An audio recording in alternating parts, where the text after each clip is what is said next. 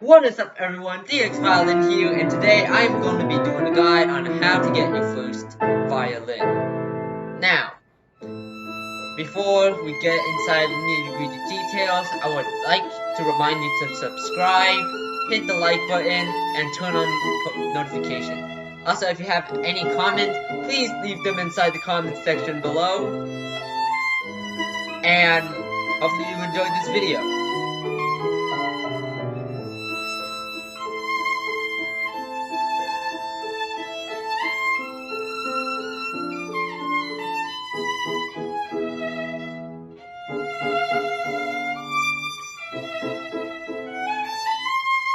Now, first, let's talk about violin size. Now, you can't really, now, if you don't have a violin, you can't really, measure it, but I just wanna get this inside your mind, because for violin, there are many different sizes. You start with 1 out of 32, then 1 out of 16, then 1 out of 10, and then you eventually go to an 8 size, then a quarter size, and a half size, 3/4, and then right here is what I have as the full size. Now, obviously, if you're grown up, go for the full size, but if you are a kid, please try out the different sizes.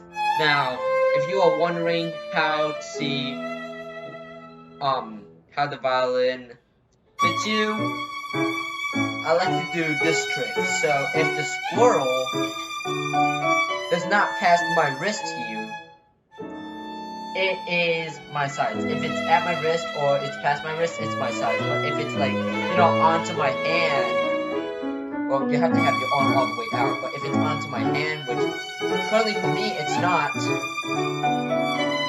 well, I'm sorry for you folks, but that violin is not the right size. Now, you kind of have to measure your arm here, research the length of each violin, and see which length is the closest to the length that you want measured from your wrist to your shoulder, and that length has to be below the length from your wrist to your shoulder. Also, if you don't have a violin, if you know a friend that does play violin, I recommend asking them. And yeah, giving them a first shot. Alright, now let's talk about price ranges. Now, let's start from the range from $0 to $100. If you have $0, don't play violin. Unless you start working and you earn money, and of course. Well, alright. Next, well, now we're gonna talk about below the 100 range and above the 0 range. Those violins, in my opinion, are trash, okay? They don't sound good. They're not gonna last very long. They have cheap quality. So yeah, it isn't gonna be very useful to you. I've tried one of these violins and it just sounded trash. Now, the next range is from 100 to 500. Now, I actually have a violin that's, not this violin, but a violin at the range. It costs about $300 and it sounds okay. Now, if you can't afford it, please go for the $300 range. Now, 100 to 200, they're okay. 200 to 300, well, basically for the 100 to 500 dollars, I can say they're basically okay. And 500 to $1,000, that is where it's gonna get a little bit, you're gonna find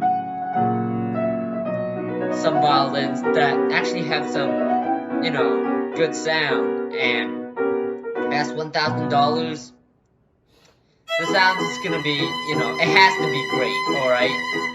Or else, why would it even cost like $1,000? So, if you're getting a first violin, I would recommend the $300 to $500, actually $100 to $500 range. Now, if you're wondering the price of my violin here, it is 4,000 bucks. So I do not recommend going that far. Past 1,000, I do not recommend, because that is just gonna drain your budget, and you don't even know if you like violin. Okay? What if you get your violin and you want to quit? So it's not worth it getting a violin over $1,000 and then not using it anymore. So please, if you're buying your first violin, do not. Another option on getting your first violin is you can ask a friend. You can ask a friend and they can lend you it. That's how I did for my 1/10 violin.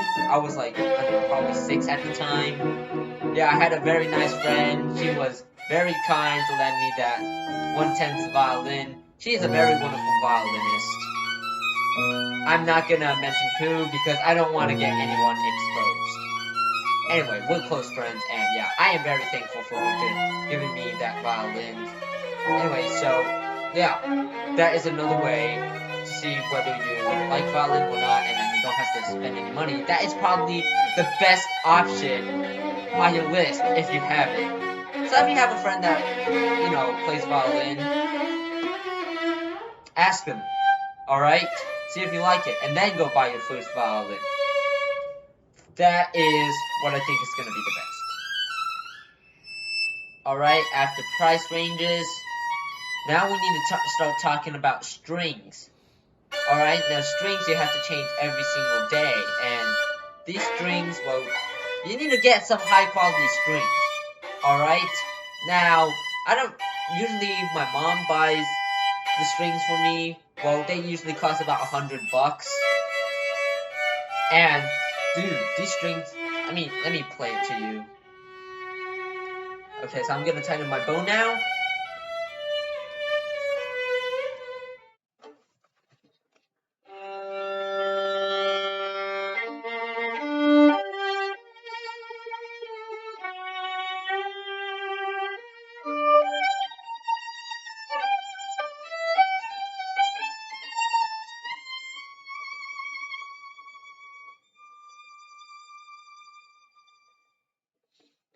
So yeah, these strings, I totally rely on them.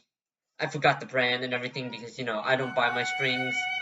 Anyway, yeah, please have good quality strings. If you can afford like another $100 and you need to change your strings, please go for the $100 range. Alright, now another thing is shopping for a violin. Well, we're not going to talk about price, but I also want to talk about where you can get it now. If you're planning on doing this on Amazon, I advise you not to, okay? Because most of the violins on there are just cheap and, you know, garbage.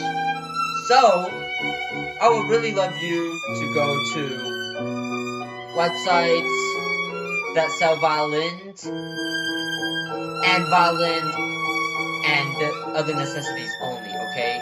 A website that sells specifically violin stuff, okay?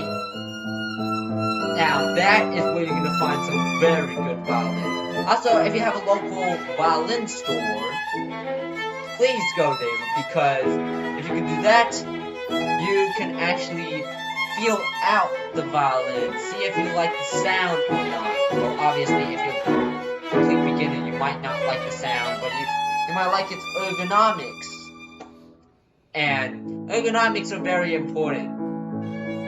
So please, I advise you to go to your local store and buy your own first violin if you have a local store.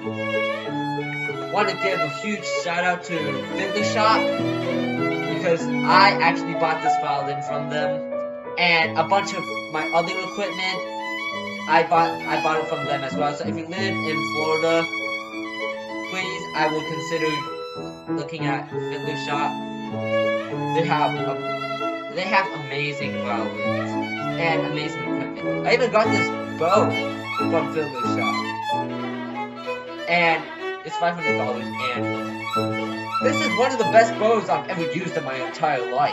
I mean, yeah, and new deals are amazing. I mean, they're worth the price.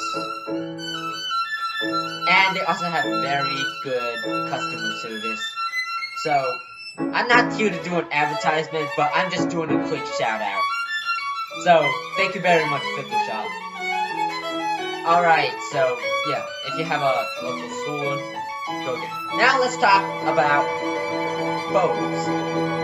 Now, bows, this bow is $500, and I do not recommend, going all the way towards $500 for your first bow. Now, usually, for violins, well, below $100 is trash, but at least from Village Shop, bows are a different story. Now, what I have here, let's see if this is the right one. Yes, this is the right one. I have 3 bows, so I don't want to get them mixed up. And let me tighten this one. This bow costs $70. And let's see how it sounds.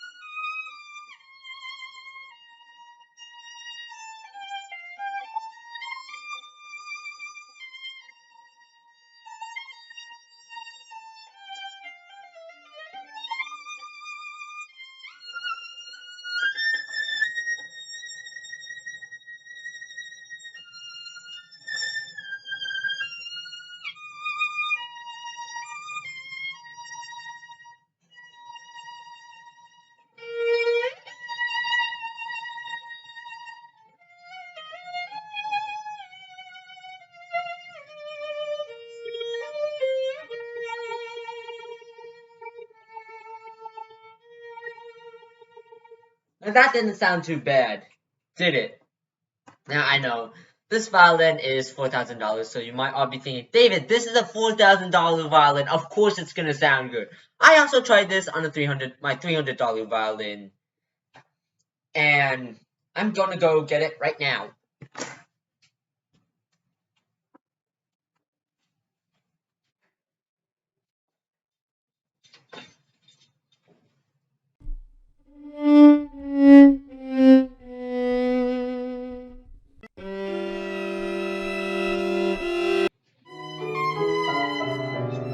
Okay, so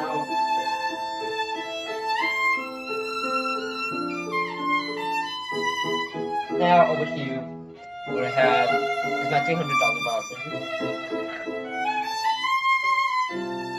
Okay, now this is gonna sound really out of tune because I actually have not used this violin in a while.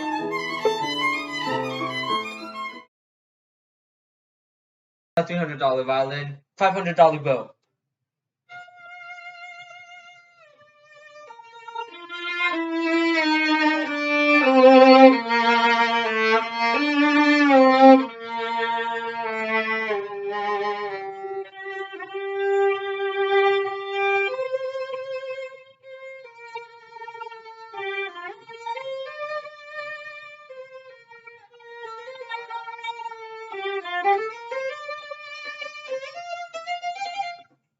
Alright, here is the $70 bow.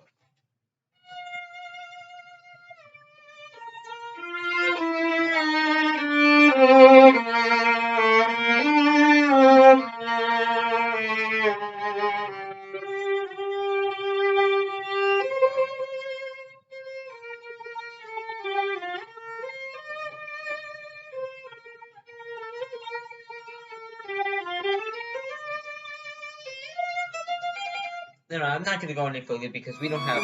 This is not a concert. But anyway, see, not really a huge difference. So, if you can't afford over $100, why not? Just get something below $100. Just get any bow. Okay. However, you gotta make sure that there are good reviews on the bow and the quality of the bow is good. All right. So if you know it's gonna be trash or something, like people say it's trash, do not buy it, alright? So based on bows, I would say do it based on the reviews. Alright, and what the sellers tell you. So yeah, that concludes bow. Now, shoulder rest. To be honest, you're gonna have to figure this one yourself because, well, the shoulder rest is comfortable for me, but might not be comfortable for you. Some people don't even use a shoulder rest. And others, they use a chin rest. Now, a chin rest is you slap a sponge on the back of you. I even use one. Chin rest? No, not chin rest. I mean sponge. Yeah, so you just sponge here. You wrap. Well, this rubber band old. You wrap a rubber band around it. So yeah. Well, your chin rest for today. But I don't like using that because it does suppress the sound. Now, which one do you use? Now, if you need some kind of support, shoulder rest or chin rest. Well, if you really need support, shoulder rest.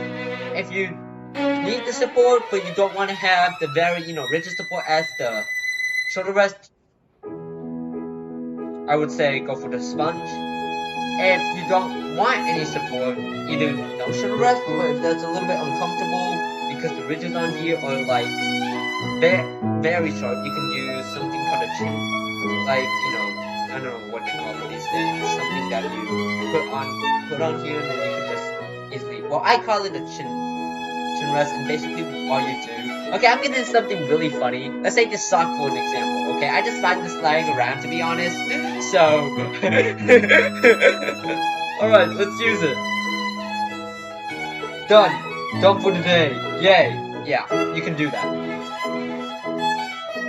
Okay, please do not do what I just did, okay? Do not use a sock as something to make your grip comfortable, okay? That is a huge no-no. Okay, and that is my complete violin guide. Hopefully you enjoyed this video. Until the next video drops from the state of Florida, practice hard, practice hard.